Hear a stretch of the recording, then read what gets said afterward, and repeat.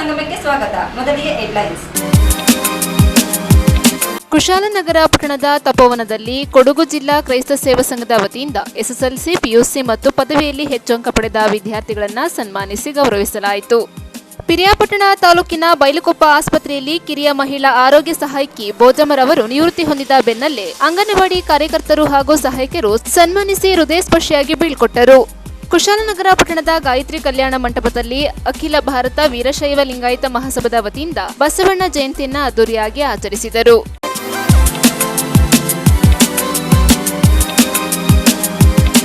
Lil treasures pre school ಇಂದಿನ ಪೋಷಣೆ ನಾಳೆಯ ನಿರ್ಮಾಣ. ನಮ್ಮಲ್ಲಿ 2 ರಿಂದ 3 ವರ್ಷದ ಮಕ್ಕಳಿಗೆ ಪ್ಲೇ ಗ್ರೂಪ್, ನರ್ಸರಿ ವಿಭಾಗಕ್ಕೆ 3 ರಿಂದ 4 ವರ್ಷ, ಎಲ್ಕೆಜಿ ವಿಭಾಗಕ್ಕೆ 4 ರಿಂದ 5 ವರ್ಷ ಮತ್ತು ಯುಕೆಜಿ ವಿಭಾಗದ ಮಕ್ಕಳಿಗೆ 5 ರಿಂದ 6 ವರ್ಷ ಆಗಿರಬೇಕು. ನಮ್ಮಲ್ಲಿ ಸ್ಪೋಕನ್ ಇಂಗ್ಲಿಷ್ ಕ್ಲಾಸಸ್ ಕೂಡ ಲಭ್ಯವಿರುತ್ತದೆ. Limited seats only. Please joining your childrens lil treasures pre school, Siddaiah Puranik layout, water tank near Kushalnagar. ಹೆಚ್ಚಿನ ಮಾಹಿತಿಗಾಗಿ ಸಂಪರ್ಕಿಸಿ 9535480650. ಕೊಡಗು ಜಿಲ್ಲೆಯ ಕುಶಾಲನಗರ ತಾಲೂಕಿನ ಕೊಡಗು ಜಿಲ್ಲಾ ಕ್ರೈಸ್ತ ಸೇವಾ ಸಂಘದ ವತಿಯಿಂದ ಎಸ್ಎಸ್ಎಲ್ಸಿ ಮತ್ತು ಪಿಯುಸಿ ಪದವಿಯಲ್ಲಿ ಹೆಚ್ಚು ಅಂಕ ಪಡೆದ ವಿದ್ಯಾರ್ಥಿಗಳಿಗೆ ಸನ್ಮಾನ ಕಾರ್ಯಕ್ರಮ ಹಮ್ಮಿಕೊಳ್ಳಲಾಗಿತ್ತು.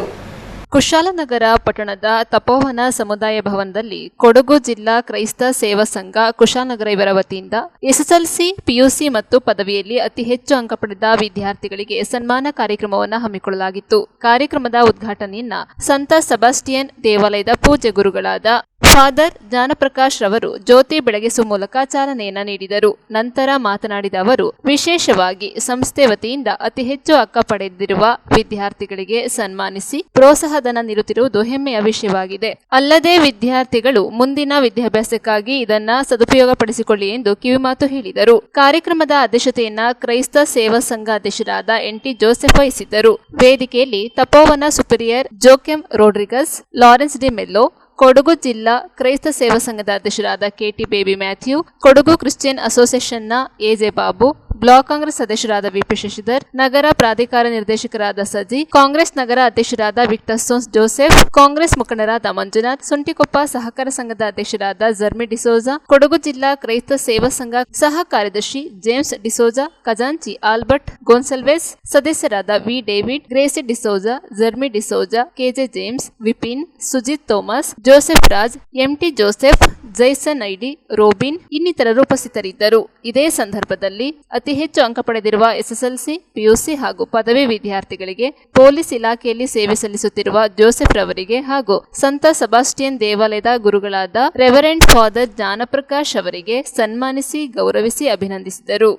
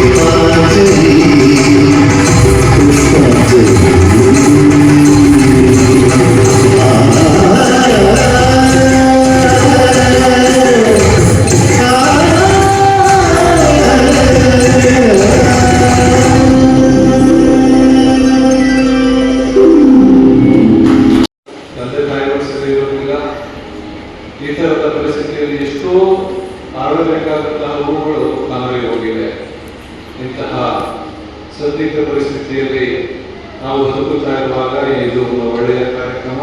ತುಂಬ ಹೃದಯದ ವಂದನೆಗಳನ್ನು ಸಲ್ಲಿಸುತ್ತೇವೆ. ವಿಶೇಷವಾಗಿ ಇವತ್ತು ಈ ಕಾರ್ಯಕ್ರಮದ ಸನ್ಮಾನಕ್ಕೆ ಭಾಜನರಾಗಿರುವಂತಹ ಎಲ್ಲ ವಿದ್ಯಾರ್ಥಿಗಳಿಗೆ ನಮಗೊತ್ತು ಬಹಳ ಕಷ್ಟ. ಈ ಬದುಕೆ ಒಂದು ಹೋರಾಟ, ಸರ್ವೈವಲ್ ಆಫ್ ದ ಫಿಟ್ಟೆಸ್ಟ್ ಅಂತ ಹೇಳ್ತಾರೆ.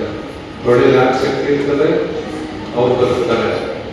ಕಾಡಲ್ಲಿ ನೋಡಿರ್ಬೋದು, ಯಾವುದು ಒಳ್ಳೆ ಪ್ರಾಣಿಗಳು, ಗಟ್ಟಿ ಪ್ರಾಣಿಗಳು, ಹುಲಿ ಮತ್ತು ಜಿಂಕೆ ಓಡ ನಿಂತ್ಕೊಂಡಾಗ ಗೆಲ್ಲುವುದೇ ಹುಲಿ. ಯಾಕಂದರೆ ಅದಕ್ಕೆ ಅಷ್ಟೊಂದು ಶಕ್ತಿ ಇದೆ, ವೇಗವಾಗಿ ಬರುತ್ತದೆ. ಸೊ ಅದಕ್ಕೆ ಸರ್ವೈವಲ್ ಆಫ್ ದ ಫಿಟ್ಟೆಸ್ಟ್ ಅಂತ ಹೇಳ್ತಾರೆ. ಇಂತಹ ಸ್ಪರ್ಧಾತ್ಮಕ ಯುಗಕ್ಕೆ ನಾವು ಕಾಲಿಟ್ಟಿದ್ದೇವೆ, ಬಿಡ್ತಾ ಇದ್ದೇವೆ. ನಮ್ಮ ಬಂದ ತಕ್ಷಣ ಅಧ್ಯಕ್ಷರಾದ ಎಂ ಪಿ ಜೋಸೆಫ್ ಅವರ ಪುತ್ರ ಒಂದು ಬಿಸಿಲಲ್ಲಿ ನೀರು ಕೊಟ್ಟು ಅಬ್ಸರ್ವ್ ಮಾಡ್ತಾ ಇದೆ. ಎಂಥ ಸ್ಪರ್ಧಾತ್ಮಕ ಯುಗ ಅಂತ ಹೇಳಿದ್ರೆ, ಈ ಥರದ 10 ಬಾಟಲುಗಳು ಚಿಕ್ಕ ಚಿಕ್ಕ ಅಕ್ಷರಗಳ ಒಂದು ವ್ಯತ್ಯಾಸದಲ್ಲಿ ನೋಡಿದ ತಕ್ಷಣ ಬಿಸ್ಲರಿ ನೀರು ಅಂತ ತಗೋತೀವಿ. ಆದರೆ ಅದರ ಮೇಲೆ ಬಿಸ್ಲೆ ಅಂತ ಇರ್ತದೆ, ಬಿಲ್ಸರಿ ಅಂತ ಇದೆ. ಈ ಥರದ ಸ್ಪರ್ಧಾತ್ಮಕ ಯುಗ, ಟೈಮ್ ಇಸ್ ಮನಿ ಅಂತ ಹೇಳ್ತಾರಲ್ಲ, ಆ ರೀತಿಯ ಸ್ಪರ್ಧಾತ್ಮಕ ಯುಗದಲ್ಲಿ ಇರಬೇಕಾದ್ರೆ ನಾವು ಸಹ ಅದಕ್ಕೆ ಸಿದ್ಧರಾಗಿರ್ಬೇಕು. ದೇವರು ನಮಗೆ ಜ್ಞಾನ, ಬುದ್ಧಿ, ವಿವೇಕವನ್ನು ದಯಪಾಲಿಸಿದ್ದಾರೆ. ಮುಂದೆ ನಮಗೆ ಒಳ್ಳೆಯ ತಂದೆ ತಾಯಿಗಳನ್ನ ಕೊಟ್ಟಿದ್ದಾರೆ. ಇದನ್ನು ನಾವು ಒಳ್ಳೆಯ ರೀತಿಯಲ್ಲಿ ಉಪಯೋಗಿಸಿಕೊಂಡು ಸಮಾಜದಲ್ಲಿ ಇನ್ನೂ ಒಂದು ಒಳ್ಳೆಯ ಸ್ಥಾನಕ್ಕೆ ನಮ್ಮ ಮಕ್ಕಳುಗಳು ಬರಬೇಕು. ತಂದೆ ತಾಯಿಗಳಿಗೆ ಒಂದು ಯೋಗ್ಯ ಮಕ್ಕಳಾಗಿ, ಸಮಾಜಕ್ಕೆ ಒಂದು ನಿಧಿಯಾಗಿ ಎಲ್ಲ ಮಕ್ಕಳುಗಳು ಬರಬೇಕು ಅನ್ನುವಂಥ ನಿಟ್ಟಿನಲ್ಲಿ ಈ ಕಾರ್ಯಕ್ರಮವನ್ನು ಹಮ್ಮಿಕೊಂಡಿರಬೇಕಾದ್ರೆ ಮತ್ತೊಮ್ಮೆ ಇವತ್ತಿನ ಸನ್ಮಾನಕ್ಕೆ ಆಹ್ವಾನರಾಗಿರ್ತಕ್ಕಂಥ ಎಲ್ಲರಿಗೂ ಸಹ ತುಂಬುವುದರ ವಂದನೆಗಳನ್ನು ಸಲ್ಲಿಸುತ್ತಾ ನನ್ನ ಮಾತುಗಳನ್ನು ಆಲ್ರೆಡಿ 7ನೇ ವರ್ಷ, 6 ವರ್ಷ ದಾಟಿ ಇವತ್ತು 7ನೇ ವರ್ಷದ ಕಾರ್ಯಕ್ರಮವನ್ನು ನಾವು ಮಾಡ್ತಾ ಇದ್ದೀವಿ. ಇಷ್ಟು ವರ್ಷ ನಾವು ನಮ್ದು ಒಂದು ಸೇವಾ ಕಾರ್ಯಕ್ರಮ ಅಂತ ಬಿಟ್ಟರೆ ಇದೊಂದು ಅಡ್ವರ್ಟೈಸ್ಮೆಂಟ್ ಆಗಿದೆ ಅಥವಾ ಬೇರೆಯವರಿಗೆ ಎಲ್ಲ ಗೊತ್ತಾಗಬೇಕು ಅನ್ನೋ ಇದರಿಂದ ನಾವು ಮಾಡ್ತಾ ಬಂದಿಲ್ಲ. ಹಾಗಾಗಿ ಇದು ವಯಸ್ಸಿನ ಜನರಿಗೆ ಗೊತ್ತಿಲ್ಲ ಅಂತ ಕಾಣಿಸ್ತದೆ. ಈಗ ನಮ್ಮ ಆಗಲಿ ಬಂದಿರುವಂತಹ ಎಲ್ಲ ಅತಿಥಿಗಳಿಗೂ ಸ್ವಾಗತವನ್ನು ಕೋರಲಾಗಿದೆ. ಆದರೂ ನನ್ನ ವತಿಯಿಂದ ನಮ್ಮ ಆಹ್ವಾನಕ್ಕೆ ಕೊಟ್ಟು ಬಂದಿರುವಂತಹ ಎಲ್ಲ ಅತಿಥಿಗಳಿಗೂ ಮತ್ತೊಮ್ಮೆ ಸ್ವಾಗತವನ್ನು ಕೂಡ ಹೇಳ್ತಾ ಇದ್ವಿ. ನಮ್ಮ ಸಂಘವು ಅಧ್ಯಕ್ಷರಿಗಿಂತ ಹೆಚ್ಚಾಗಿ ನಮ್ಮ ಸಂಘದ ಸದಸ್ಯರಿದ್ದಾರಲ್ಲ, ಅವರ ಒಂದು ಇದರಿಂದ ಈ ಒಂದು ಕಾರ್ಯಕ್ರಮವನ್ನು ಇಷ್ಟು ಯಶಸ್ವಿಯಾಗಿ 7 ವರ್ಷ ಕೂಡ ಮಾಡ್ಕೊಂಬರಕ್ಕೆ ನಮಗೆ ಸಾಧ್ಯವಾಗಿದ್ದರಿಂದ ಸುಳ್ಳಾಗಬೇಕು. ಹಾಗೆಯೇ ನಮ್ಮ ಅಧ್ಯಕ್ಷರಾದ ಬಿ ಶಶಿಧರ್ ಅವರು ಕೂಡ ದಾಖಲೆಯನ್ನು ಮಾಡಿದ್ದಾರೆ. 7 ವರ್ಷದಲ್ಲೂ ಅವರು ನಮ್ಮ ಈ ಕಾರ್ಯಕ್ರಮ ಭಾಗವಹಿಸಿ ಎಲ್ಲ ಹಿರಿಯರುಗಳನ್ನು ಕೊಟ್ಟು ಈಗ ಅವರ ಅಧ್ಯಕ್ಷರು ಕುರಿತು ಮುಖ್ಯಮಂತ್ರಿಯನ್ನಾಗಿ ಹೋಗಿದ್ದಾರೆ. ಅದೇ ರೀತಿ ಶಾಸಕರು ಕೂಡ, ಶಾಸಕರ ಅನುಪಸ್ಥಿತಿ ಇವತ್ತಿರ್ಬೋದು, ನಾವು ಅವರು ಶಾಸಕರಾಗಿ ಆಯ್ಕೆ ಆದ್ಮೇಲೆ ಕಂಟಿನ್ಯೂ ಪ್ರತಿ ವರ್ಷವೂ ನಮ್ಮ ಕೂಡ ಬಂದು ಸಹಕಾರ ಕೊಡ್ತಾ ಇದ್ದಾರೆ. ಈ ವರ್ಷ ಕಾರಣಾಂತರಗಳಿಂದ ಅವರಿಗೆ ಬರಲಿಕ್ಕೆ ನಮಗೆಲ್ಲ ಗೊತ್ತಿದೆ. ಅವರು ಕೂಡ ಈಗಾಗಲೇ ಬೆಂಗಳೂರು ಇರ್ಬೋದು ಬರ್ತಾ ಒಂದು ಮಂತ್ರಿಗೆ ಕರ್ಕೊಂಡು ಬರಲಿ ಅಥವಾ ಮಂತ್ರಿಯಾಗಿ ಬರಲಿ ನಾವು ಆಶಿಸ್ತಾ ಇದ್ದೇವೆ. ಆಗಲೇ ನಮ್ಮ ಪೊನ್ನಣ್ಣವರ ಆಪ್ತರಿದ್ದಾರೆ, ಅವರು ಕೂಡ ಅವರವಾಗಿ ಬೀಸಿದ್ದಾರೆ. ಒಟ್ಟಲ್ಲಿ ಯಾರು ಒಂದು ಅವರಿಗೆ ಅದು ನಮಗೆ ಸಿಕ್ಕಿದೆ. ಯಾರಾದರೂ ಒಳ್ಳೆಯ ಮಂತ್ರಿಯಾಗಿ ಬರಲಿ ಅಂತ ಈ ಸಂದರ್ಭದಲ್ಲಿ ನಾವು ಕೇಳ್ಕೊಂಡಿದ್ದೀವಿ. ಆದರೆ ನಮ್ಮ ಇವತ್ತಿನ ಫಾದರ್ ಕುಶಾಲನಗರ ಚರ್ಚೆಯ ಫಾದರ್ ಕುಶಾಲನಗರ ಸುರಾಗಿರ್ಬೋದು. ಅದು ನನಗೂ ಅವರಿಗೆ ಆಲ್ರೆಡಿ 7 ವರ್ಷದಿಂದ ನಾವು ಪರಿಚಯಿಸಿದರು. ನಾವು ಮೊದಲಿಗೆ ಅವರು ಕಂಡಿದ್ದೀವಿ. ಕುಶಾಲನಗರ ಉತ್ಸವಗಳು ಅದು ನನಗೋಸ್ಕರಲ್ಲ, ಅವರು ನನ್ನ ನನ್ನ ಫ್ರೆಂಡ್ ಅವರು. ಸೊ ಅವರ ಕಾರ್ಯಕ್ರಮಗಳು ಅವ್ರ ಮೇಲೆ ಭಾರಿ ಚೆನ್ನಾಗಿ ಗೊತ್ತಿದೆ. ಈ ಸಂದರ್ಭದಲ್ಲಿ ನಮಗೆ ಒಂದು ವಿಷಯ ಹೇಳಕ್ಕೆ ಇಷ್ಟಪಡ್ತೀವಿ. ನಮ್ಮ ಕುಶಾಲನಗರ ಚರ್ಚೆಯಲ್ಲಿ ಬೇಕಾದಷ್ಟು ಅನುಕೂಲ ಅವಸ್ಥೆಗಳಿದೆ ನಮಗೆ. ಈಗ ಕಳೆದ 6 ವರ್ಷಗಳಿಂದ ಈ ಒಂದು ಸಭಾಂಗಣದಲ್ಲಿ ನಾವು ಈ ಒಂದು ಕಾರ್ಯಕ್ರಮವನ್ನು ಏರ್ಪಡಿಸ್ತಾ ಇದ್ದೀವಿ. ನಿಜ ಹೇಳ್ಬೇಕಂದ್ರೆ ನಮ್ಮ ಕುಶಾಲನಗರ ಚರ್ಚೆಯಲ್ಲಿ ಇದಕ್ಕಿಂತ ಬೇರೆ ಅನುಕೂಲಗಳಿದೆ. ಸೊ ನೇರವಾಗಿ ಹೇಳ್ಬಿಡ್ತೀವಿ, ನಮಗೆ ಒಂದು ಪ್ಯಾರಿಸ್ ಹಾಲ್ ಕೊರತೆ ಇದೆ. ನಿಮ್ಮ ನೇತೃತ್ವದಲ್ಲಿ ನಿಮ್ಮ ಇದರಲ್ಲಿ ಅದು ಆಗುತ್ತೆ ಅಂತ ನನಗೆ ಭರವಸೆ ಇದೆ. ಹಾಗಾಗಿ ನೆಕ್ಸ್ಟ್ ಇಯರ್ ಬರೋ ವರ್ಷ ಮಾಡುವ ಈ ಕಾರ್ಯಕ್ರಮ ಅಲ್ಲಿ ಮಾಡೋಕ್ಕೆ ನಿಮಗೆ ಒಂದು ಅವಕಾಶ ಮಾಡಬೇಕು, ನಿಮ್ಮ ನೇತೃತ್ವದಲ್ಲಿ ಒಂದು ಅವಕಾಶ ಮಾಡಬೇಕು ಈ ಸಂದರ್ಭದಲ್ಲಿ ಕೇಳ್ಕೊಳ್ತಾ ಇದ್ದೇವೆ. ಥ್ಯಾಂಕ್ ಯು ಫಾದರ್, ನಿಮ್ಮ ಪ್ರೆಸೆಂಟಿಗೆ, ನೀವು ನಿಮ್ಮ ನುಡಿಗೆ ಥ್ಯಾಂಕ್ ಯು. ಅದೇ ರೀತಿ ನೆಕ್ಸ್ಟ್ ಒಂದಾಗಿದೆ. ಶಿಕ್ಷಣ ಬೇಕು, ವಿದ್ಯಾಭ್ಯಾಸ. ಆದರೆ ಈಗ ತಾನೇ ಸ್ವಾಮಿ ಜನಪ್ರಕಾಶ್ ಹೇಳಿದಂತೆ ಎಲ್ಲರಿಗೂ ಈ ಅವಕಾಶ ಸಿಗುವುದು. ಇದ್ದವರಿಗೆ ಓದಲಿಕ್ಕೆ ಮನಸ್ಸಿನ, ಇಲ್ಲದವರಿಗೆ ಓದಲಿಕ್ಕೆ ಮನಸ್ಸಿನ ಉಂಟು, ಆದರೆ ಅವಕಾಶಗಳು ಕಮ್ಮಿ. ಆದರೆ ಇಂಥ ಮಕ್ಕಳನ್ನು ಹುಡುಕಿ ಯಾರೆಲ್ಲ ಈ ವಿದ್ಯಾರ್ಥಿಯಲ್ಲಿ ಗರಿಷ್ಠ ಅಂಕಗಳನ್ನು ಪಡೆದು ಅವರನ್ನು ಹುಡುಕಿ ಸನ್ಮಾನ ಮಾಡಿದ್ರೆ ನಿಜವಾಗಿ ಅತ್ಯಂತ ತುಂಬ ಒಳ್ಳೆಯ ಕೆಲಸವನ್ನು ಈ ಸಂಘ ಮಾಡಿದೆ. ಅದರಿಂದ ಪ್ರಪ್ರಥಮವಾಗಿ ಈ ಸಂಘದ ಎಲ್ಲರಿಗೂ ಇಲ್ಲಿ ನೆರೆದಿರುವ ಎಲ್ಲರ ಪರವಾಗಿ ನಾನು ಕೃತಿಯನ್ನು ಸಲ್ಲಿಸಿದ್ದೇನೆ. ಖಂಡಿತವಾಗಿ ದೇವರು ನಿಮಗೆ ಆಶೀರ್ವಾದ ಕೊಡ್ತಾರೆ. ಯಾಕೆಂದರೆ ವಿದ್ಯಾಭ್ಯಾಸದ ಶ್ರೇಷ್ಠ ದಾನವನ್ನು ನೀವು ಕೊಟ್ಟಿದ್ದೀರಿ. ಹಾಗೂ ಯಾರು ಈ ವಿದ್ಯಾಭ್ಯಾಸದಲ್ಲಿ ಮುಂದೆ ಬರ್ತಾರೆ ಅವರಿಗೆ ನೀವು ಗೌರವವನ್ನು ಕೊಟ್ಟಿದ್ದೀರಿ. ಪ್ರಿಯರೇ, ಬಹುಶಃ ಇವತ್ತಿನ ಕಾಲದಲ್ಲಿ ನಾವು ತುಂಬ ಕಷ್ಟದ ಸಮಾಜದಲ್ಲಿದ್ದೇವೆ.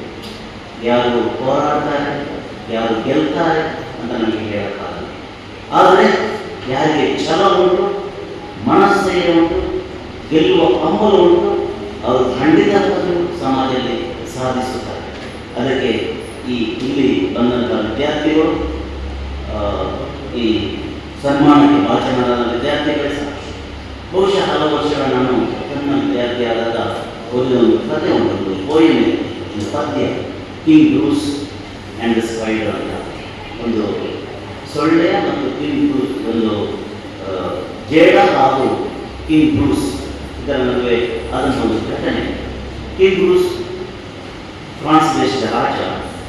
ಅವನನ್ನು ಇಂಗ್ಲಿಷರು ಹಿಡಿದಿದ್ದರು. ಯುದ್ಧ ಸಮಯದಲ್ಲಿ ಅವನನ್ನು ತೆಗೆದುಕೊಂಡು ಅವನನ್ನು ಒಂದು ಸಣ್ಣ ಗುಹೆಯಲ್ಲಿ ಇಟ್ಟಿದ್ದರು. ಇನ್ನು ಮುಂದೆ ವಾಪಸ್ ಹೋಗಬಾರದು. ಎಲ್ಲವನ್ನು ಕಳ್ಕೊಂಡಿದ್ದ. ಸಿಂಹಾಸನ, ರಾಜ್ಯ ಎಲ್ಲವನ್ನು ಕಳ್ಕೊಂಡು ಏನಿರಲಿಲ್ಲ. ಕತ್ತಲಲ್ಲಿ ಇದ್ದಾಗ ಆ ಕತ್ತಲಲ್ಲಿ ಅವನು ಎಲ್ಲವೂ ರೀತಿ ಏನು ಮಾಡುವುದು ಹೀಗೆ ತುಂಬ ಯೋಚಿಸಿಕೊಂಡಾಗ ಒಂದು ಜೇಡವು ಮೇಲೆ ಕೆಳಗೆ ಹೋಗ್ತಾ ಇತ್ತು. ಒಂದ್ಸಲ ಹೋಯಿತು ಬಿತ್ತು, ಇನ್ನೊಂದ್ಸಲ ಹೋಯಿತು ಬಿತ್ತು. ಆ ನಗಾಡಿಗೆ ಪ್ರಾರಂಭಿಸ್ತಾರೆ. ಜೇಡಕ್ಕೆ ಏನು ಕಥೆ ಇಲ್ಲ, ಏನು ಮಾಡ್ತದೆ ಗೊತ್ತೇ ಇಲ್ಲ.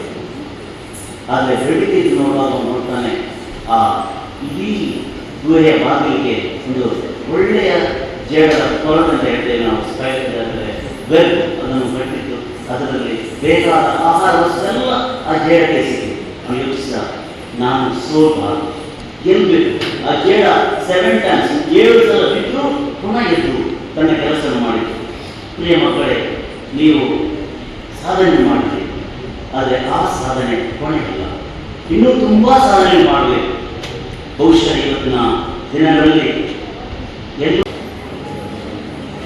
ಕೊಡಗಿನ ವಿವಿಧ ಶಾಖೆಗಳಲ್ಲಿ ಉಪಶಾಖೆಗಳನ್ನು ಪ್ರಾರಂಭ ಮಾಡಿ ಉತ್ತಮ ರೀತಿಯಲ್ಲಿ ಕಾರ್ಯನಿರ್ವಹಿಸ್ತಾ ಬಂದು ಕ್ರಮೇಣವು ಸ್ಥಗಿತಗೊಳ್ಳುತ್ತಾ.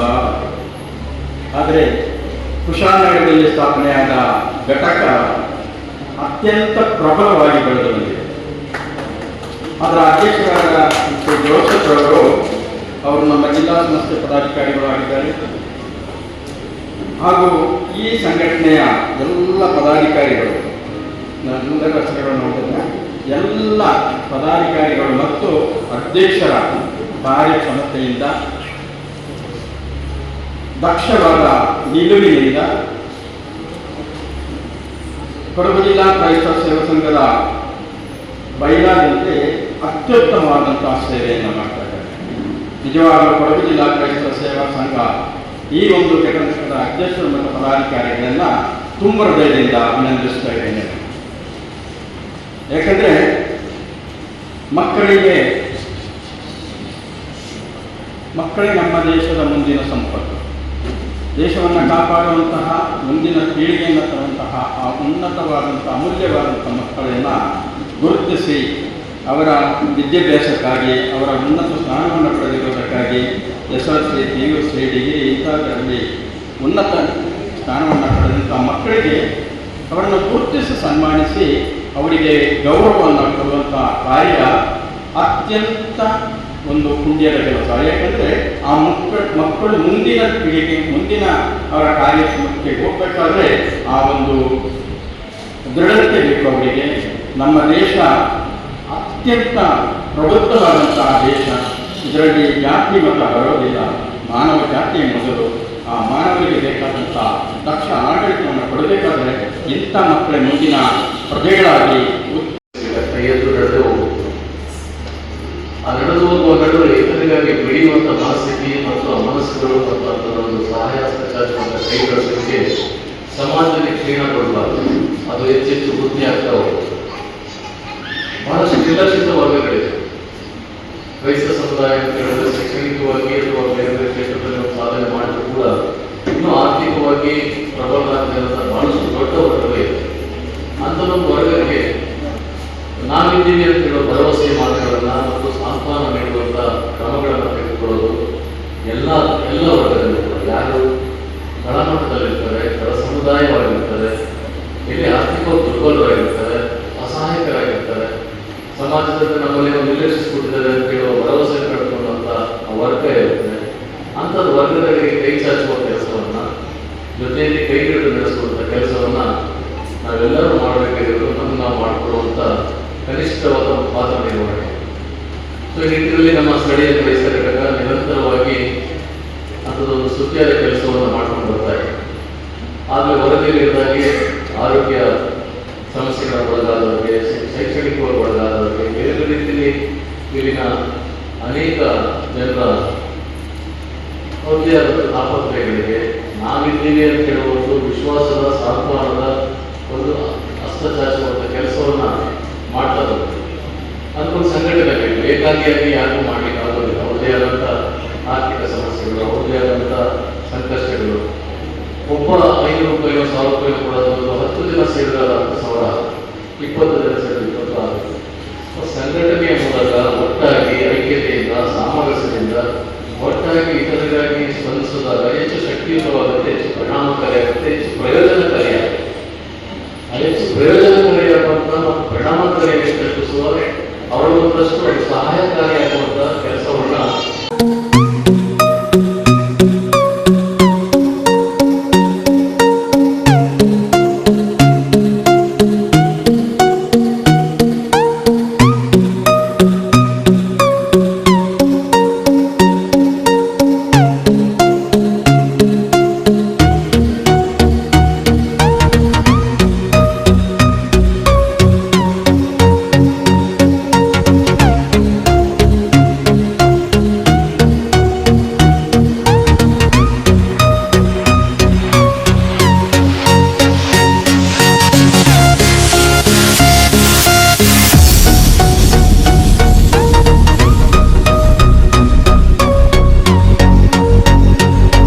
ನ್ಯೂಸ್ ಸಂಗಮಕ್ಕಾಗಿ ಡಾಕ್ಟರ್ ಎಚ್ ಮೃಗುಕೋಟಿ, ಕುಶಾಲನಗರ. ಕೊಡಗು ಜಿಲ್ಲೆ ಕುಶಾಲನಗರ ಪಟ್ಟಣದಲ್ಲಿ ಅಖಿಲ ಭಾರತ ವೀರಶೈವ ಲಿಂಗಾಯತ ಮಹಾಸಭಾ ವತಿಯಿಂದ ಜಗಜ್ಯೋತಿ ಶ್ರೀ ಬಸವೇಶ್ವರ ಜಯಂತಿಯನ್ನು ಅದ್ದೂರಿಯಾಗಿ ಆಚರಿಸಲಾಯಿತು. ಅಖಿಲ ಭಾರತ ವೀರಶೈವ ಲಿಂಗಾಯತ ಮಹಾಸಭಾ ಕುಶಾಲನಗರ ತಾಲೂಕು ಘಟಕ ಆಶ್ರಯದಲ್ಲಿ ಕುಶಾಲನಗರದ ಗಾಯತ್ರಿ ಕಲ್ಯಾಣ ಮಂಟಪದ ಸಭಾಂಗಣದಲ್ಲಿ 6ನೇ ವರ್ಷದ ಬಸವ ಜಯಂತಿ ಕಾರ್ಯಕ್ರಮ ಅದ್ದೂರಿಯಾಗಿ ನಡೆಯಿತು. ಕಾರ್ಯಕ್ರಮ ಉದ್ಘಾಟಿಸಿದ ವಿರಾಜಪೇಟೆ ಅರಮೇರಿ ಕಳಂಚೇರಿ ಮಠಾಧೀಶರಾದ ಶ್ರೀ ಶಾಂತಮಲ್ಲಿಕಾರ್ಜುನ ಸ್ವಾಮೀಜಿ ಮಾತನಾಡಿ, ಬಸವ ಜಯಂತಿಯಲ್ಲಿ ನಾವು ಬಸವಣ್ಣ ಅವರನ್ನ ಸ್ಮರಣೆ ಮಾಡುತ್ತೇವೆ. ಅವರ ಆಲೋಚನೆಗಳನ್ನ ಹಾಗೂ ಅವರು ಕೊಟ್ಟ ಜೀವನ ಸಂದೇಶಗಳನ್ನ ಹೇಳುತ್ತೇವೆ. ಆದರೆ ನಾವು ಎಷ್ಟು ಅವುಗಳನ್ನ ಅನುಸಂಧಾನ ಮಾಡುತ್ತೇವೆ ಎಂಬುದನ್ನು ಯೋಚಿಸಿದರೆ ನಿಜವಾಗಲೂ ನಾವು ಬಸವಣ್ಣ ಅವರನ್ನ ಕಳೆದುಕೊಂಡಿದ್ದೇವೆ ಎಂಬ ಭಾವನೆ ಭಾಸವಾಗುತ್ತದೆ ಎಂದು ಕಳವಳ ವ್ಯಕ್ತಪಡಿಸಿದರು. ಸಂವಿಧಾನ ಸ್ವೀಕಾರ ಮಾಡಿ 75ನೇ ಸ್ವಾತಂತ್ರ್ಯ ಭಾರತದಲ್ಲಿ ಡಾಕ್ಟರ್ ಬಿ ಆರ್ ಅಂಬೇಡ್ಕರ್ ಕೊಟ್ಟ ಭಾರತ ಸಂವಿಧಾನದ ಮೂಲ ಆಶಯದಂತೆ ರಾಷ್ಟ್ರವನ್ನ ಕಟ್ಟುವ ಸಂಕಲ್ಪ ಮಾಡಿದ್ದೇವೆ. ಸಂವಿಧಾನ ಎಲ್ಲ ಆಶಯಗಳನ್ನ 1000 ವರ್ಷಗಳ ಹಿಂದೆಯೇ ಆಲೋಚನೆ ಮಾಡಿ ಕನ್ನಡದ ಮಣ್ಣಿನ ಸಂತ ಇಡೀ ಜಗತ್ತಿಗೆ ಬಿತ್ತರಿಸುತ್ತಾನೆ. ಆತನೇ ಜಗಜ್ಯೋತಿ ಬಸವಣ್ಣ ಎಂದು ಬಣ್ಣಿಸಿದರು. ಕೊಡ್ಲಿಪೇಟೆ ಕಿರಿಕೊಡ್ಲಿ ಮಠದ ಸದಾಶಿವ ಸ್ವಾಮೀಜಿ ಆಶಯ ನುಡಿಗಳನ್ನಾಡಿ 12ನೇ ಶತಮಾನದ ಬಸವಣ್ಣ ಹಾಗೂ ಇಂದು 21ನೇ ಶತಮಾನ ಸುಮಾರು 1000 ವರ್ಷಗಳ ಅಂತರದಲ್ಲಿ ನಾವು ಇದ್ದೇವೆ. ಪ್ರತಿಯೊಬ್ಬರಿಗೂ ಬಸವಾದಿ ಶರಣರ ತತ್ವ ಆದರ್ಶಗಳು ದಾರಿದೀಪವಾಗಿವೆ. ಅವರ ಬದುಕು ಯಾವಾಗಲೂ ನಡೆ ನುಡಿ ಒಂದಾಗಿತ್ತು. ಅವರು ಬದುಕು ಸರ್ವಕಾಲಿಕ ಸಮಾಜಮುಖಿಯಾಗಿತ್ತು ಎಂದರು. ತೊರೆನೂರು ವಿರಕ್ತ ಮಠದ ಶ್ರೀ ಮಲ್ಲೇಶ ಸ್ವಾಮೀಜಿ ಪ್ರಾಸ್ತಾವಿಕವಾಗಿ ಮಾತನಾಡಿದರು. ಇದೇ ಸಂದರ್ಭ ಕೊಡ್ಲಿಪೇಟೆ ಕಲ್ಲಹಳ್ಳಿ ಮಠದ ರುದ್ರಮುನಿ ಸ್ವಾಮೀಜಿ, ಅಖಿಲ ಭಾರತ ವೀರಶೈವ ಲಿಂಗಾಯತ ಮಹಾಸಭಾ ಕೊಡಗು ಜಿಲ್ಲಾ ಘಟಕದ ಅಧ್ಯಕ್ಷರಾದ ಎಚ್.ಬಿ. ಶಿವಪ್ಪ, ಅಖಿಲ ಭಾರತ ವೀರಶೈವ ಲಿಂಗಾಯತ ಮಹಾಸಭಾ ಕುಶಾಲನಗರ ತಾಲೂಕು ಘಟಕದ ಸಂಘಟನಾ ಕಾರ್ಯದರ್ಶಿ ಎಸ್. ಧರ್ಮೇಂದ್ರ, ಬಿ.ಬಿ. ಲೋಕೇಶ್, ಬಸವೇಶ್ವರ ಸೌಹಾರ್ದ ಸಹಕಾರ ಸಂಘ ಅಧ್ಯಕ್ಷರಾದ ಬಿ.ಎಸ್. ಶಾಂಬಶಿವಮೂರ್ತಿ, ಕರ್ನಾಟಕ ರಾಜ್ಯ ವೀರಶೈವ ನೌಕರರ ಸಂಘದ ಕೊಡಗು ಜಿಲ್ಲಾಧ್ಯಕ್ಷರಾದ ಎಸ್. ನಂದೀಶ್, ಅಖಿಲ ಭಾರತ ವೀರಶೈವ ಲಿಂಗಾಯತ ಮಹಾಸಭಾ ಕೊಡಗು ಮಹಿಳಾ ಘಟಕ ಅಧ್ಯಕ್ಷೆ ದೀಪಿಕಾ ಕರುಣ್, ಯುವ ಘಟಕದ ಅಧ್ಯಕ್ಷರಾದ ಮೋಕ್ಷತ್ ರಾಜ್, ಅಕ್ಕನ ಬಳಗ ಕಮಲಾ ಉದಯ್ ಕುಮಾರ್, ಹೇಮಲತಾ, ಎಸ್.ಕೆ. ಸೌಭಾಗ್ಯ ಪಾಲ್ಗೊಂಡಿದ್ದರು.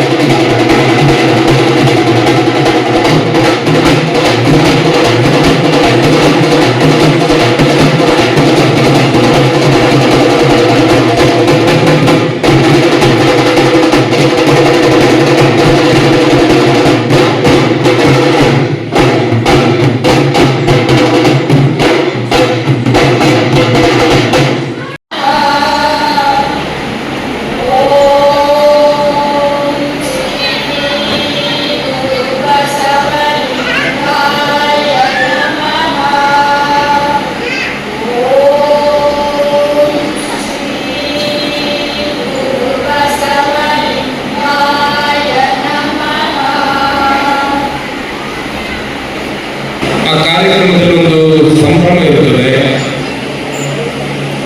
ಒಂದು ರೀತಿಯಾಗಿರ್ತಕ್ಕಂಥ ಆಧ್ಯಾತ್ಮಿಕತೆಯ ಸ್ಪರ್ಶ ಇರುತ್ತೆ.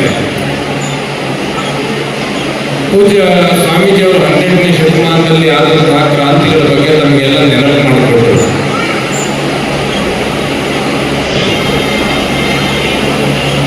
ಆತ ಕೊಟ್ಟಂತಹ ಜೀವನದ ಸಂದೇಶಗಳಿದೆ, ಬದುಕಿನ ಮೌಲ್ಯಗಳಿದೆ. ಅದು ವಿಶೇಷವಾಗಿ ಭಾರತದ ಸಂವಿಧಾನದ ಆಶಯಗಳಿದೆ. ಇವತ್ತೇನು ನಾವು ಸಂವಿಧಾನವನ್ನು ಸ್ವೀಕಾರ ಮಾಡಿ 75 ವರ್ಷಗಳ ಈ ಸ್ವತಂತ್ರ ಭಾರತದಲ್ಲಿ ನಾವೊಂದು ಅಂಬೇಡ್ಕರ್ ಅವರು ಕೊಟ್ಟಂತಹ ಭಾರತೀಯ ಸಂವಿಧಾನ ಇದೆ. ಸ್ವೀಕಾರ ಮಾಡಿ ಆ ಸಂವಿಧಾನದ ಆಶಯದ ಕೆಳಗಡೆ ಇಡೀ ರಾಷ್ಟ್ರವನ್ನ ಕಟ್ಟುವಂತಹ ಸತ್ಸಂಕಲ್ಪ ಏನು ಮಾಡಿದ್ದೇವೆ, ಆ ಸಂವಿಧಾನದಲ್ಲಿ ಇರತಕ್ಕಂತಹ ಎಲ್ಲ ಆಶಯಗಳನ್ನ 1000 ವರ್ಷಗಳ ಹಿಂದೆ ಇದೇ ನಿಮ್ಮ ಕನ್ನಡದ ಮಣ್ಣಿನಲ್ಲಿ ಒಬ್ಬ ಸಂತ ಆ ನಿಟ್ಟಿನಲ್ಲಿ ಯೋಚನೆ ಮಾಡಿ ಇಡೀ ಜಗತ್ತಿಗೆ ಅದನ್ನು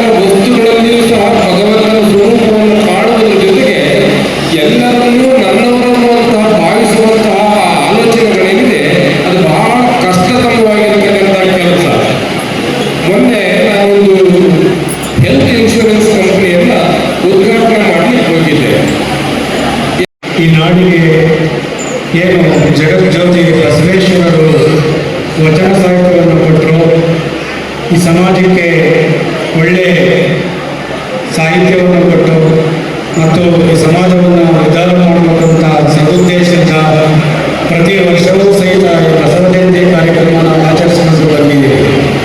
ಬಹುಶಃ ಈ ಕಾರ್ಯಕ್ರಮ ಉದ್ಘಾಟನೆ ಮಾಡಿದಂಥ ಸಂದರ್ಭದಲ್ಲಿ ಬೆರಳಿಕೆಯಷ್ಟು ಜನ ಮಾತ್ರ ಇದ್ದರು. ಇಲ್ಲಿ ನೋಡಿದ್ರೆ ಆಶ್ಚರ್ಯ ಆಯಿತು, ಸಭಾಂಗಣ ಎಲ್ಲ ತುಂಬಿದೆ. ಬಹುಶಃ ಇದು ಸಾಲದು, ಏನು ಇನ್ನು 60 ಘಟಕದ ಅಧ್ಯಕ್ಷರು ಕಾರ್ಯಕಾರಿ ಮಂಡಳಿಯವರು ಒಂದು ತಿಂಗಳಲ್ಲೂ ಸಹಿತ ಈ ಕಾರ್ಯಕ್ರಮವನ್ನು ಯಶಸ್ವಿ ಮಾಡಬೇಕು, ಬಹಳ ವಿಜೃಂಭಣೆಯಿಂದ ಮಾಡಬೇಕು. ಪ್ರತಿ ಮನೆ ಮನೆಗೂ ಸಹಿತ ಹೋಗಿ ಆಹ್ವಾನ ಪತ್ರಿಕೆಯನ್ನು ಕೊಟ್ಟು ತಮ್ಮನ್ನೆಲ್ಲರನ್ನು ಕರೆದು ಸಮಾರಂಭ ಯಶಸ್ವಿ ಆಗಬೇಕು ಅಂತ ಹೇಳಿ ಅವರ ಶ್ರಮ ಭಾಳ ಆಗಿದೆ. ಹಾಗೆ ಶ್ರಮಕ್ಕೆ ತಕ್ಕಾಗಿ ತಾವೆಲ್ಲರೂ ಇಲ್ಲಿ ಬಂದಿದ್ದೀರಿ. ಬಹುಶಃ ಈ ನಾಡಿಗೆ ಜಗಜ್ಯೋತಿ ಬಸವೇಶ್ವರ ಏನು ಕೊಟ್ಟು ಸಪ್ತ ಸೂತ್ರಗಳನ್ನು ಏನು ಕೊಟ್ಟಿದ್ದಾರೆ, ಆ ಸಪ್ತ ಸೂತ್ರಗಳನ್ನು ಈ ತಾಯಿಯರು ನಮ್ಮ ಮಕ್ಕಳಿಗೆ ವಚನ ಸಾಹಿತ್ಯದಲ್ಲಿ ಒಂದೊಂದು ವಚನವನ್ನು ಸಹಿತ ನಮ್ಮ ಮಕ್ಕಳಿಗೆ ಕೊಡಿಸಿದ್ದಾರೆ. ಈ ಸಮಾಜದಲ್ಲಿ ಅಂಕು ಡೊಂಗುಗಳು ಮತ್ತು ಏರುಪೇರುಗಳು ಏನು ನಡೀತಾ ಇದ್ದಾವೆ, ಕಳಬೇಡ ಕೊಲಬೇಡ, ಹುಸಿಯ ನುಡಿಯಲು ಬೇಡ, ಹಿರಿಯರ ಅಳಿಯಲು ಬೇಡ, ಅನ್ಯರನ್ನು ಕಂಡು ಅಸಹ್ಯ ಪಡಬೇಡ, ಇದೇ ಅಂತರಂಗ ಶುದ್ಧಿ, ಇದೇ ಬಹಿರಂಗ ಶುದ್ಧಿ, ಇದೇ ನಮ್ಮ ಕೂಡಲ ಸಂಗಮ ದೇವರ ಬಲಿಸೋಪರಿ ಅನ್ನೋ ಸಪ್ತ ಸೂತ್ರಗಳನ್ನು ಈ ಜಗತ್ತಿಗೆ ಹೇಳಿಕೊಟ್ಟರು ಬಸವಾದಿ ಶರಣರು. ಯಾರೇ ಶರಣರಿರ್ಬೋದು, ತಮ್ಮ ತಮ್ಮ ಕಾಯಕವನ್ನು ಮಾಡಿದ್ದೇ ಆಗಲಿ ಯಾವ ಗಲಾಟೆಗಳು ಆಗುವುದಿಲ್ಲ, ಯಾವ ದ್ವೇಷಗಳು ಬೆಳೆಯೋದಿಲ್ಲ. ಯಾವುದು ಕಾಯಕದಿಂದ ಪ್ರತಿಯೊಬ್ಬರೂ ಸಹಿತ ಸತ್ಯಶುದ್ಧವಾದಂತಹ ಕಾಯಕವನ್ನು ಮಾಡಬೇಕು ಅನ್ನೋ ಒಂದು ಸದುದ್ದೇಶದಿಂದ ಈ ನಾಡಿಗೆ ಈ ಬಸವಾದಿ ಶರಣರು ಕೊಟ್ಟಂಥ ವಚನ ಸಾಹಿತ್ಯ ಏನಿದೆಯೋ ಸಹಿತ ಪ್ರತಿಯೊಬ್ಬ ಮನುಷ್ಯರು ಸಹಿತ ವಚನ ಸಾಹಿತ್ಯವನ್ನು ತಮ್ಮ ಬದುಕಿನಲ್ಲಿ ಅಳವಡಿಸಿಕೊಂಡಿದ್ದಾರೆ. ಈ ಜಗತ್ತು ಈ ಸಮಾಜ ಬೆಳೀತಾ ಇರೋದಕ್ಕೆ ಸಂದೇಹ ಇಲ್ಲ ಅಂತ ಹೇಳಿ ಬಹುಶಃ ಈ ಕಾರ್ಯಕ್ರಮದಲ್ಲಿ ಎಲ್ಲರೂ ಪೂಜ್ಯರು ಮಾತನಾಡಿದ್ದಾರೆ. ಪ್ರಮುಖವಾಗಿ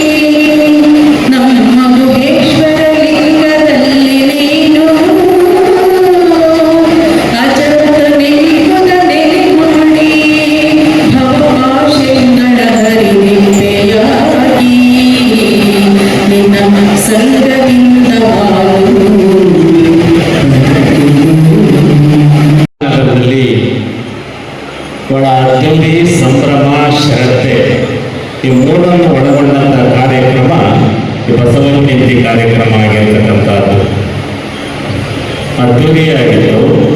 ಅದರ ಜೊತೆಗೆ ಭಕ್ತಿ ಶ್ರದ್ಧೆಯೂ ಕೂಡ ಸೇರಿರ್ತಕ್ಕಂಥದ್ದು.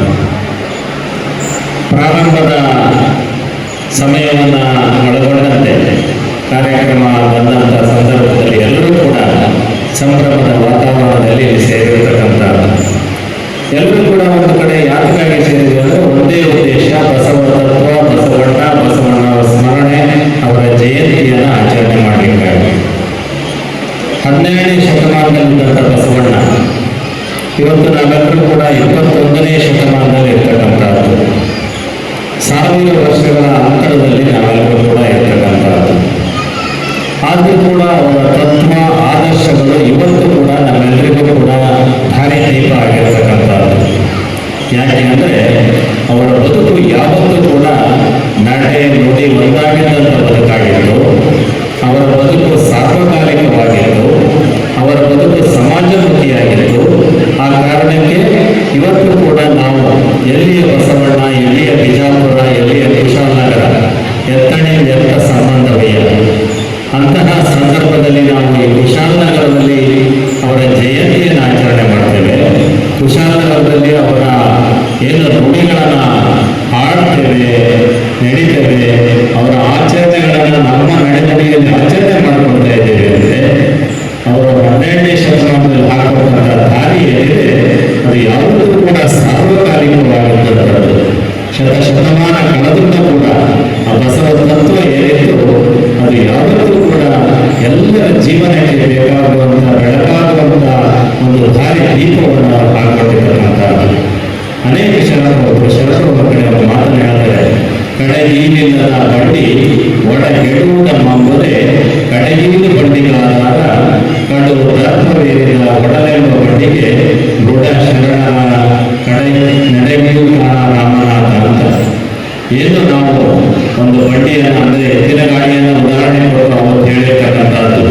ಎತ್ತಿನ ಗಾಡಿಗೆ ಯಾವ ರೀತಿ ಒಂದು ಸಣ್ಣ ಕಡೆಗೀಲು ಚಕ್ರಕ್ಕೆ ಇರ್ತದೋ ಅದೇ ರೀತಿ ನಮ್ಮ ಬದುಕಿಗೂ ಕೂಡ ಧರ್ಮ, ದೇವರು, ಗುರುಗಳು, ತತ್ವ ಇಂಥವನ್ನ ಕಡೆಗೀಲನ್ನು ಹಾಕೊಂಡಾಗ ಮಾತ್ರ ನಮ್ಮ ಬದುಕು ಗುರಿಯನ್ನು ತಲುಪಲಿಕ್ಕೆ ಸಾಧ್ಯ ಆಗ್ತದೆ ಅಂತ. ಅಂತಹ ಕಡೆಗೀಲನ್ನು ಎಲ್ಲಿ ಕೊಟ್ಟರು ಅಂದರೆ ಬಸವ ತತ್ವಗಳು ಕೊಟ್ಟಿದ್ದಂಥದ್ದು, ಬಸವಣ್ಣನ ವಚನಗಳು ಕೊಟ್ಟಿರ್ತಕ್ಕಂಥದ್ದು. ಆ ಸಮಯದಲ್ಲಿದ್ದಂಥ ಎಲ್ಲ ಶರಣರು ಕೊಟ್ಟಂಥ ವಚನ, ಆ ವಚನಗಳಲ್ಲಿರ್ತಕ್ಕಂಥ ಅರ್ಥ ನಮ್ಮ ಇವತ್ತಿನ ಜೀವನಕ್ಕೂ. ನ್ಯೂಸ್ ಸಂಗಮಕ್ಕಾಗಿ doctor H M Raghukoti, Kushalnagar. ಕಾರ್ಕಳದಲ್ಲಿ 3 ದಿನಗಳ ಕಾಲ ನಡೆದ ಅರಸು ಮತ್ತು ಮಾವುಗಳ ಮೇಳಕ್ಕೆ ಮುಗಿಬಿದ್ದ ಜನಸಾಗರ. ಕಾರ್ಕಳದ ಬಾಹುಬಲಿ ಪ್ರವಚನ ಮಂದಿರದಲ್ಲಿ ದೀಪಂ ಮತ್ತು ನಮ್ಮ ಕಾರ್ಲ ಪ್ರಯೋಗೋತ್ಸವದಲ್ಲಿ ಮೇ 29, 30, 31 ಶುಕ್ರವಾರ, ಶನಿವಾರ, ಆದಿತ್ಯವಾರ ಬೆಳಿಗ್ಗೆ ಗಂಟೆ 9ರಿಂದ ರಾತ್ರಿ 9 ತನಕ ಹಲಸು ಮತ್ತು ಮಾವು ಸ್ವದೇಶಿ ಉತ್ಪನ್ನಗಳ ಮೇಳ ನಡೆಯುತ್ತಿದ್ದು, ಹಲಸಿನ ಹಣ್ಣಿನ ಹೋಳಿಗೆ, ಹಲಸಿನ ಮಂಚೂರಿ, ಹಲಸಿನ ಮುಳಿಕ, ಹಲಸಿನ ಬಜ್ಜೆ, ವಿವಿಧ ಬಗೆಯ ಖಾದ್ಯಗಳು ಅಲ್ಲದೆ ಹಲಸಿನ ಮಾವಿನ ಹಣ್ಣಿನ ಐಸ್ ಕ್ರೀಮ್, ಜ್ಯೂಸ್, ವಿವಿಧ ಹಣ್ಣಿನ ಜ್ಯೂಸ್, ಧಾನ್ಯಗಳ ಜ್ಯೂಸ್ಗಳ ಮಳಿಗೆಗಳು, ವಿವಿಧ ಬಗೆಯ ಗಿಡಗಳು ಮತ್ತು ಕರಕುಶಲ ವಸ್ತುಗಳು, ಬಟ್ಟೆ ಕೈ ಮಗ್ಗದ ಸೀರೆಗಳು, ಗೃಹ ಉಪಯೋಗಿ ಎಲ್ಲಾ ರೀತಿಯ ವಸ್ತುಗಳ ಅಂಗಡಿಗಳು ಈ ಹಲಸು ಮತ್ತು ಮಾವು ಸ್ವದೇಶಿ ಉತ್ಪನ್ನಗಳ ಮೇಳ ಇದರಲ್ಲಿ ಕಂಡು ಬಂದಿದೆ. ಹಲವಾರು ರೀತಿಯ ಮಳಿಗೆಗಳ ಪರಿಚಯ ಮಾಡಿಕೊಂಡು ಬಂದೆವು. ಎಲ್ಲಾ ಮಳಿಗೆಗಳು ಅವರವರ ಅಭಿಪ್ರಾಯ ಹಂಚಿಕೊಂಡರು. ಕಾರ್ಕಳ ಬಾಹುಬಲಿ ಪ್ರವಚನ ಮಂದಿರದಲ್ಲಿ ಒಳ್ಳೆಯ ಮತ್ತು ಸುಸಜ್ಜಿತ ವ್ಯವಸ್ಥೆಯನ್ನು ದೀಪಂ ಮತ್ತು ನಮ್ಮ ಕಾರ್ಲ ಪ್ರಯೋಗೋತ್ಸವದಲ್ಲಿ ಹಲಸು ಮತ್ತು ಮಾವು ಸ್ವದೇಶಿ ಉತ್ಪನ್ನಗಳ ಮೇಳದಲ್ಲಿ ಕಂಡಿವೆ ಎಂದು ಮಾಧ್ಯಮದೊಂದಿಗೆ ಹೇಳಿದರು. ನಂತರ ಕಾರ್ಕಳದ ನ್ಯಾಯವಾದಿ ರವೀಂದ್ರ ಮೊಯ್ಲಿ ಅವರು ತಮ್ಮ ಅಭಿಪ್ರಾಯವನ್ನು ಹಂಚಿಕೊಂಡರು. 3 ದಿನಗಳ ಕಾಲ ನಡೆದ ಹಲಸು ಮತ್ತು ಮಾವು ಸ್ವದೇಶಿ ಉತ್ಪನ್ನಗಳ ಮೇಳ ಕಾರ್ಕಳದಲ್ಲಿ ಅತ್ಯಂತ ಯಶಸ್ವಿಯಾಗಿ ನಡೆಯಿತು.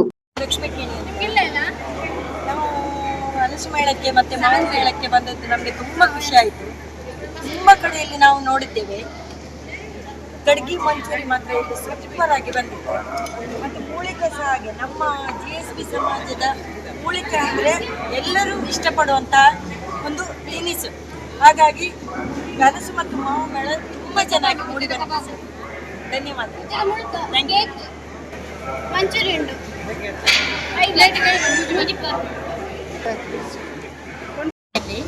ಸನ್ಫ್ಲವರ್ ಆಯಿಲ್ ಅನ್ನು ಹಾಕ್ತೇವೆ.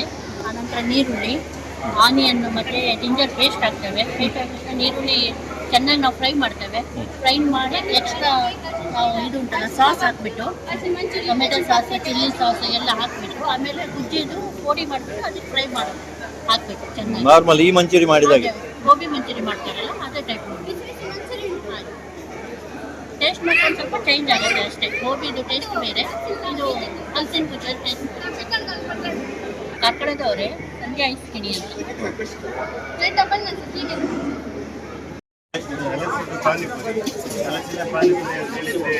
ಸಾಧಾರಣ ಹೆಚ್ಚಿನವರಿಗೆ ಇಷ್ಟ ಇರ್ತದೆ, ಅಂದರೆ ಸ್ವೀಟ್ ಬರ್ತಲ್ಲ. ಸೊ ನಾವು ಗ್ರೇವಿ, ಈಗ ಮಸಾಲೆ ಪುರಿದು ಗ್ರೇವಿ ಮಾಡ್ತೀವಲ್ಲ, ಹಾಗೆ ಇದು ಗ್ರೇವಿ ಮಾಡಿದ್ದು ಅಂದರೆ ಹಲಸಿನ ಪ್ಯೂರಿ. ಅದಕ್ಕೆ ನಾವು ಗರಂ ಮಸಾಲೆ ಟೈಪ್ ಎಲ್ಲ ಮಾಡಿ ಅದಕ್ಕೆ ಹಾಕಿ, ಮತ್ತು ಖಾರಕ್ಕೆ ಇದು ಸ್ವಲ್ಪ ಸ್ವೀಟ್ ಬರೋದ್ರಿಂದ ಖಾರಕ್ಕೆ ನಾವು ಜೀರಿಗೆ ಮೆಣಸು, ಗಾಂಧಾರಿ ಮೆಣಸು ಹೇಳ್ತಾರೆ, ಅದನ್ನು ನಾವು ಹಾಕ್ತೇವೆ. ಅಂದರೆ ಹಲಸಿನ ಗೊತ್ತೇ ಆಗೋದಿಲ್ಲ, ಅಂದರೆ ನಾವೀಗ ಹೇಳಿದರೆ ಮಾತ್ರ ಗೊತ್ತಾಗುತ್ತೆ. ಹೆಚ್ಚಿನ ಹಲಸಿನ ಅಷ್ಟು ಲೈಕ್ ಮಾಡೋದಿಲ್ಲ. ಅದು ಹೇಗೆ ಸ್ವೀಟ್ ಇರ್ತದ ಅಥವಾ ಯಾವ ರೀತಿ? ಇದು ಬೇಸ್ ಅಷ್ಟೇ, ಅಂದ್ರೆ ಇದು ಮೀಡಿಯಂ ಇರ್ತದೆ. ಈಗ ಬಟಾಟೆ ಹೇಗಿರ್ತದೆ ಅದೇ ಟೇಸ್ಟಿಗೆ ತಗೊಂಡು ಬಂದಿದೆ. ಬಟಾಟೆ ಗ್ರೇವಿ ಬರ್ತದೆ, ಹಾಗೆ ಮಸಾಲೆ ಪುರಿ ಗ್ರೇವಿ ಬರ್ತದೆ, ಅದೇ ಟೇಸ್ಟಿಗೆ ತಂದಿದೆ. ಅಂದ್ರೆ ಈಗ ಇನ್ನೊಂದು ಕಾಯಿದ್ದು ಇದು ಪ್ಯೂರಿ ಮಾಡಿ ಅದಕ್ಕೆ ಗರಂ ಮಸಾಲೆ ಮತ್ತೆ ಜೀರಿಗೆ, ಗಾಂಧಾರಿ ಮೆಣಸೆಲ್ಲ ಹಾಕಿ ಮಾಡಿರುವಂಥ. ಅಂದರೆ ಅದು ತಿಂದ ಮೇಲೆ ನಮಗೆ ಒಳ್ಳೆ ರೆಸ್ಪಾನ್ಸ್ ಉಂಟು. ಅದು ಒಂದು ಪ್ಲೇಟ್ ಇನ್ನೊಂದು ಪುನಃ ಒಂದು ಪ್ಲೇಟ್ ಕೇಳಿ ತಗೊಂಡಿದ್ದಾರೆ. ಅಂದರೆ ಇದೊಂದು ಟೇಸ್ಟ್ ಕೂಡ ಡಿಫ್ರೆಂಟ್ ಉಂಟು. ರೇಟ್ ಒಂದು ಪ್ಲೇಟಿಗೆ 50 ರೂಪಾಯಿ, 7 ಪೂರಿ ಬರ್ತದೆ. ನಾ ಆ್ಯಕ್ಚುಲಿ 1 ವರ್ಷ ಇದು ಚಾಟ್ಸ್ ಎಲ್ಲ ಮಾಡ್ತಾ ಇದ್ದೇವೆ ಮೂಡುಬಿಟ್ಟೆಗೆ. ಈಗ ಹಲಸಿನ ಮೇಳ ಅಂತ ಹೇಳಿದ್ಮೇಲೆ ನಾವು 3 ವರ್ಷ ಹಿಂದೆ ಹಲಸು ಮೇಳಗಳೆಲ್ಲ ಗೋಬಿ ಮಂಚೂರಿ, ಕಬಾಬ್ ಎಲ್ಲ ಮಾಡ್ತಾ ಇದ್ದೇವೆ. ಇದು ಹಲಸಿದ್ದು ಈ ಟೈಮ್ ಅಂದರೆ ಹಲಸಿದ್ದು ಪಾನಿಪುರಿ ಮಾಡುವಂತ ಇತ್ತು. ಹಾಗೆ ಹಲಸಿನದ್ದು ಗ್ರೇವಿ ಮಾಡಿ ಪಾನಿಪುರಿ ಮಾಡಿದ್ವಿ. ನೋಡು, ಓಕೆ, ತೊಂದರೆ ಇಲ್ಲ. ನಿನ್ನೆ ಸ್ವಲ್ಪ ಇತ್ತು, ಇವತ್ತು ಈಗ ಸ್ವಲ್ಪ ಡಲ್ ಉಂಟು. ಇನ್ನು ಸಾಯಂಕಾಲ ಸ್ಟಾರ್ಟ್ ಆಯ್ತಾರೆ, ಇನ್ನು ಬರ್ಬೋದು. ಮಸಾಲ ಅಂದರೆ ಇದು ಅದೇ ಗ್ರೇವಿ ಎಲ್ಲ ಹಾಕಿ ಮಾಡುವಂಥದ್ದು. ಇದು ಚಕ್ಕುಲಿ ಮಸಾಲೆ, ಇದಕ್ಕೆ ಸಹ ಗ್ರೇವಿ ನಾವು ಹಲಸಿದ್ದು ಗ್ರೇವಿ ಹಾಕುವಂಥದ್ದು. ಅಂದರೆ ಹಲಸಿದ್ದು ಗ್ರೇವಿ ಹಾಕಿ ಇದು ಎಲ್ಲ ಕಲಸಿ ಮತ್ತು ನೀರುಳ್ಳಿ ಮತ್ತು ಕ್ಯಾರೆಟ್ ಎಲ್ಲ ಹಾಕಿ ಮಾಡಿಕೊಡೋದು. ಅದು ಇಡೀ ಚಕ್ಕುಲಿಯನ್ನೇ ಕೊಡೋದು ಅದ್ರಲ್ಲಿ? ಹೌದು, ಇದು ಚಕ್ಕುಲಿ ಆ್ಯಕ್ಚುಲಿ ಹಾಕಿದ್ದು, ನಮ್ಮದು ಮಸಾಲ ಹಲಸಿದ್ದು, ಹಾಗೆ ಅದನ್ನು ಮಿಕ್ಸ್ ಮಾಡಿ ಕೊಡೋದು. ಒಳ್ಳೆಯದಾಗ್ತದೆ. ಬಾಬಣ್ಣದ ಗುಡ್ಡಮಾಡಿಯಿಂದ ಬಂದಿದ್ದು ನಾವು, ಕುಂದಾಪುರದಿಂದ ಹಳ್ಳಿ. ನಾವಿಲ್ಲಿ ಹಲಸಿನ ಹಣ್ಣಿನ ಜಿಲೇಬಿ ಮಾಡ್ತಾ ಇದ್ದೇವೆ. ಹಲಸಿನ ಹಣ್ಣಿನ ಜಿಲೇಬಿ, ಹಲಸಿನ ಹಣ್ಣಿನ ಹಪ್ಪಳ, ಹಲಸಿನ ಹಣ್ಣಿನ ಚಿಪ್ಸು. ಮೇಳ ಭಾರಿ ಖುಷಿಯಾಗಿದೆ. ಇಲ್ಲಿ ಒಂದು ಸಿಸ್ಟಮೆಟಿಕಲ್ಲಿ ನಡೀತಾ ಇದೆ. ತುಂಬ ಜನ ಬಂದಿದ್ದಾರೆ ನಿನ್ನೆ, ಇವತ್ತು ಸಹ ತುಂಬ ಜನ ಆಗುವ ನಿರೀಕ್ಷೆ ಇದೆ. ನಾಳೆ ಸಹ ರಜೆ ಇದೆ, ನಾಳೆಯೂ ಸಹ ತುಂಬ ಜನ ಆಗುವ ನಿರೀಕ್ಷೆ ಇದೆ. ಇಂತಹ ಮೇಳಗಳೆಲ್ಲ ಮಾಡಿದವಾಗ ನಮ್ಮಂಥ ವ್ಯಾಪಾರದವರಿಗೆಲ್ಲ ಒಂದು ಅನುಕೂಲ. ನ್ಯೂಸ್ ಸಂಗಮಕ್ಕಾಗಿ ಅರುಣ್ ಭಟ್, ಕಾರ್ಕಳ. ಕೊಡಗು ಜಿಲ್ಲೆ ಕುಶಾಲನಗರ ತಾಲೂಕಿನ ಸೈನಿಕ ಶಾಲೆಯಲ್ಲಿ ಜೂನ್ 2ರಿಂದ ಪಂದ್ಯಾವಳಿ ನಡೆಯುವುದಾಗಿ ಗೋಷ್ಠಿಯಲ್ಲಿ ತಿಳಿಸಿದ್ದಾರೆ.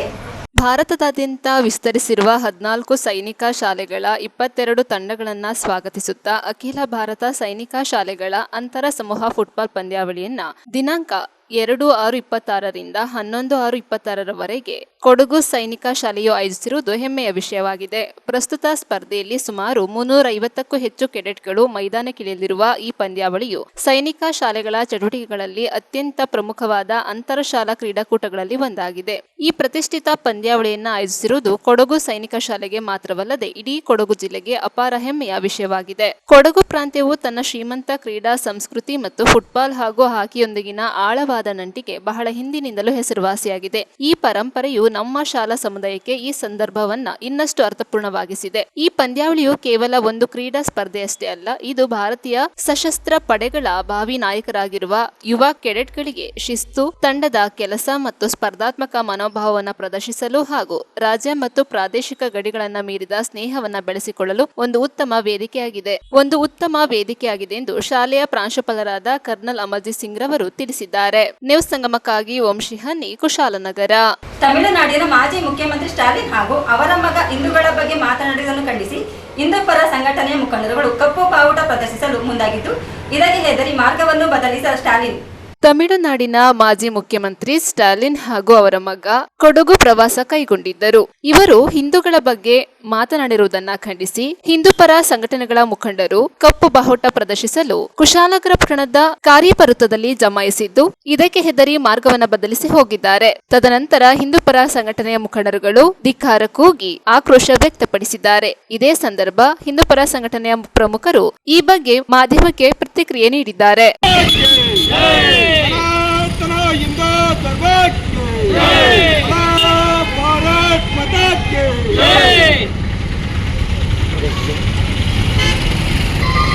ದಿನ ಸ್ಟಾಲಿನ್ ವಿರುದ್ಧ ಹಿಂದೂ ವಿರೋಧಿ ಹೇಳಿಕೆಗಳನ್ನು ಅವರ ಮಗ ಉದಯನಿಧಿ ಸ್ಟಾಲಿನ್ ಹಾಗೂ ಸ್ಟಾಲಿನ್ ಅವರು ಹೇಳಿಕೆಯನ್ನು ಕೊಟ್ಟಿದ್ದರು. ಹಿಂದೂ ವಿರೋಧಿಗಳು ಏನು ನಮ್ಮ ಹಿಂದೂ ಸಂಸ್ಕೃತಿಯ ಸರ್ವನಾಶ ಆಗಬೇಕು ಅನ್ನೋ ಒಂದು ಹೇಳಿಕೆಯನ್ನು ಕೊಟ್ಟಿದ್ರು. ಅದರ ವಿರುದ್ಧ ಇವತ್ತು ನಾವು ಕುಶಾಲನಗರದಲ್ಲಿ ಪ್ರತಿಭಟನೆ ಹಾಕಿಕೊಂಡಿದ್ದು. ಈ ಪ್ರತಿಭಟನೆಯನ್ನು ನಾವು ಕುಶಲ ಮಾಡೋ ಸಂದರ್ಭದಲ್ಲಿ ಇಲ್ಲಿ ಒಂದು ಹಿಂದೂ ಕಾರ್ಯಕರ್ತರ ಎದುರುಕೊಂಡು ಅವರು ಇಲ್ಲಿ ಪ್ರತಿಭಟನೆಯನ್ನು ಮಾಡ್ತಿದ್ದಾರೆ ಅಂತ ಎದುರುಕೊಂಡು ಇವತ್ತು ಅಡ್ಡದಾರಿಯಲ್ಲಿ ಅವರು ತಂದು ಹೋಗಿದ್ದಾರೆ. ಇದಕ್ಕೆ ಮುಂದಿನ ದಿನಗಳಲ್ಲಿ ಅವರು ಈ ಕೊಡಗಿಗೆ ಆಗಮಿಸಿದರೆ ಏನು ಹಿಂದೂ ವಿರೋಧಿ ಹೇಳಿಕೆಗಳನ್ನು ಕೊಡ್ತಾರೆ, ಅವರ ವಿರುದ್ಧ ನಾವು ಪ್ರತಿಭಟನೆಯನ್ನು ಹೆಚ್ಚಿಗೆ ನಾವು ಮಾಡ್ತೀವಿ. ಹಾಗೆ ಏನು ಹಿಂದೂ ವಿರೋಧಿ ಹೇಳಿಕೆಗಳನ್ನು ಹಿಂದೂಗಳ ಮೇಲೆ ದಬ್ಬಾಳಿಕೆಯನ್ನು ಮಾಡ್ತಿದ್ದಂಥ 4 ರಾಜ್ಯಗಳ ಮುಖ್ಯಮಂತ್ರಿಗಳನ್ನು ಕೂಡ ಇವತ್ತು ಕಳ್ಕೊಂಡಿದ್ದಾರೆ. ಮುಂದಿನ ದಿನದಲ್ಲಿ ಹಿಂದೂ ವಿರೋಧಿ ಹೇಳಿಕೆಗಳನ್ನ ಕೊಟ್ಟಂಥ ಸಂದರ್ಭದಲ್ಲಿ ಯಾವುದೇ CM ಆದ್ರೂ ಕೂಡ ಕೊಡಗಿಗೆ ಬಂದಂಥ ಸಂದರ್ಭದಲ್ಲಿ ನಾವು ಪ್ರತಿಭಟನೆ ಮಾಡ್ತೀವಿ. ಹಾಗೆ ಅವರ ಅಧಿಕಾರವನ್ನು ಕೂಡ ಕಳ್ಕೊಳ್ತಾರೆ ಅನ್ನೋ ಒಂದು ಈ ಸಂದರ್ಭದಲ್ಲಿ ಹೇಳಲಿಕ್ಕೆ ಇಚ್ಛೆಪಡ್ತೀವಿ. ಸಾರ್ವಜನಿಕ ಬಂಧುಗಳೇ, ಮಾಧ್ಯಮದ ಮೂಲಕ ಇವತ್ತು ನಾವು ಹಿಂದೂ ವಿರೋಧಿ ಹೇಳಿಕೆಗಳನ್ನು ನೀಡುತ್ತಿರುವ ಸ್ಟಾಲಿನ್ ಮತ್ತು ಸ್ಟಾಲಿನ್ ಅವರ ಮಗ ಇವರ ವಿರುದ್ಧ ಖಂಡಿಸಲಿಕ್ಕೆ ನಾವು ನಿಂತಿದ್ದೇವೆ. ಕೇವಲ 15ರಿಂದ 20 ಹಿಂದೂ ಕಾರ್ಯಕರ್ತರನ್ನ ಫೇಸ್ ಮಾಡಲಿಕ್ಕೆ ಆಗದೇ ಅವರು ಬೇರೆ ಒಂದು ಹಾದಿಯನ್ನು ಹಿಡಿದು ಹೋಗಿದ್ದಾರೆ.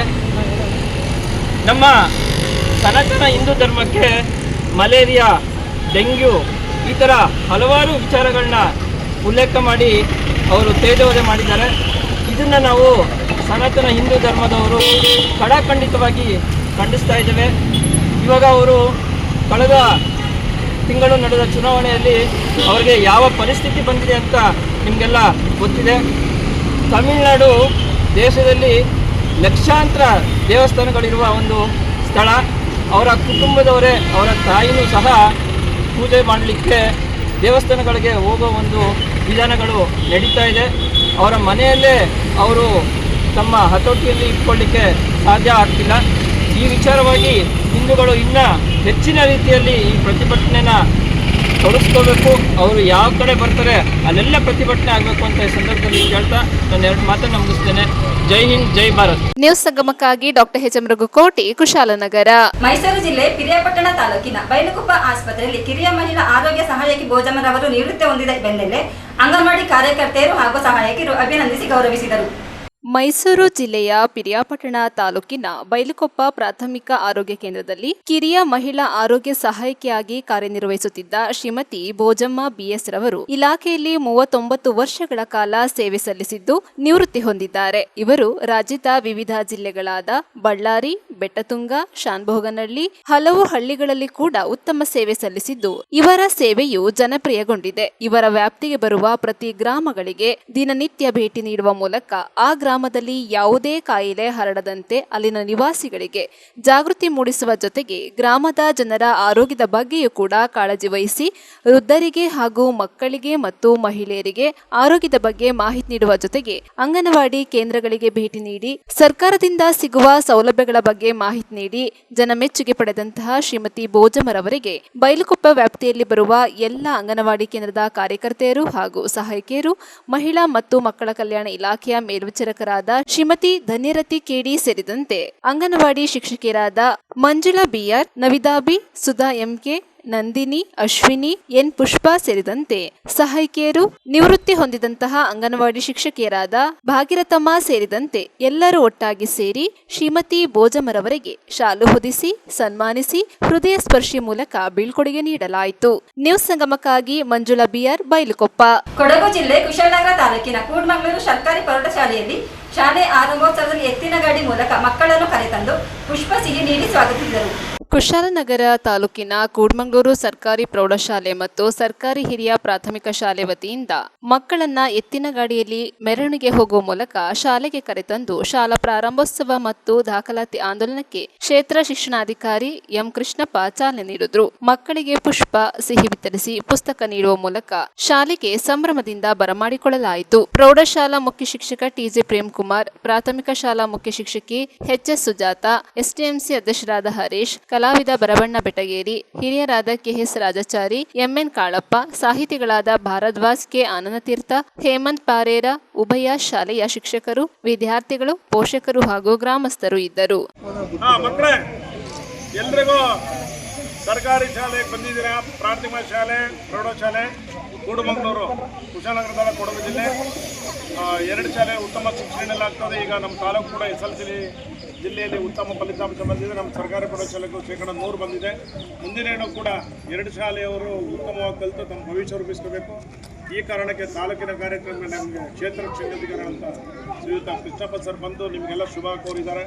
ಈಗಾಗಲೇ ನಿಮಗೆ ಏನು ಸಿಹಿ ಮತ್ತು ಪುಷ್ಪ ನೀಡುವ ಮೂಲಕ ಸ್ವಾಗತ ಮಾಡಿದ್ದೇವೆ. ಅನಂತರ ನಿಮಗೆ ಶಾಲೆಯಲ್ಲಿ ಪುನಃ ನಿಮಗೆ ಲಾಡು ವಿತರಣೆ ಮಾಡಿಕೊಡ್ತೇವೆ.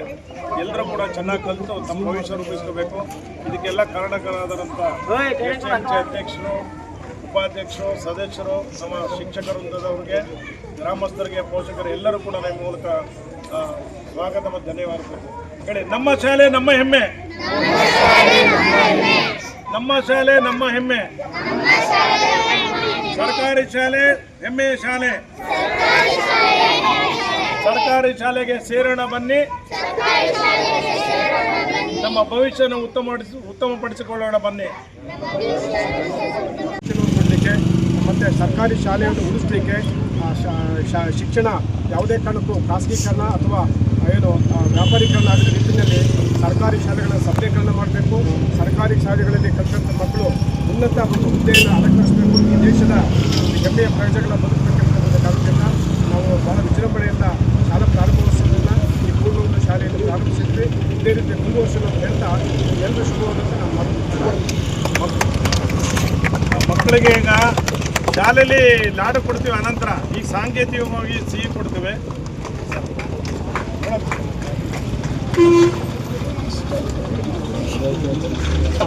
ಫೋಟೋ ತೆಗೆಯೋದು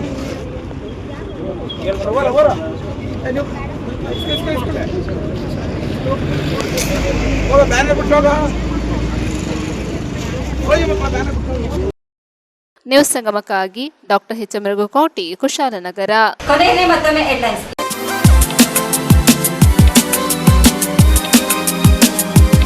ಕುಶಾಲನಗರ ಪಟ್ಟಣದ ತಪೋವನದಲ್ಲಿ ಕೊಡಗು ಜಿಲ್ಲಾ ಕ್ರೈಸ್ತ ಸೇವಾ ಸಂಘದ ವತಿಯಿಂದ SSLC, PUC ಮತ್ತು ಪದವಿಯಲ್ಲಿ ಹೆಚ್ಚು ಅಂಕ ಪಡೆದ ವಿದ್ಯಾರ್ಥಿಗಳನ್ನು ಸನ್ಮಾನಿಸಿ ಗೌರವಿಸಲಾಯಿತು.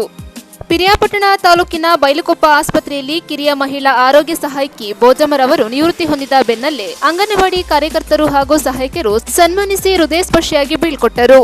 ಕುಶಾಲನಗರ ಪಟ್ಟಣದ ಗಾಯತ್ರಿ ಕಲ್ಯಾಣ ಮಂಟಪದಲ್ಲಿ ಅಖಿಲ ಭಾರತ ವೀರಶೈವ ಲಿಂಗಾಯತ ಮಹಾಸಭಾದ ವತಿಯಿಂದ ಬಸವಣ್ಣ ಜಯಂತಿಯನ್ನು ಅದ್ದೂರಿಯಾಗಿ ಆಚರಿಸಿದರು.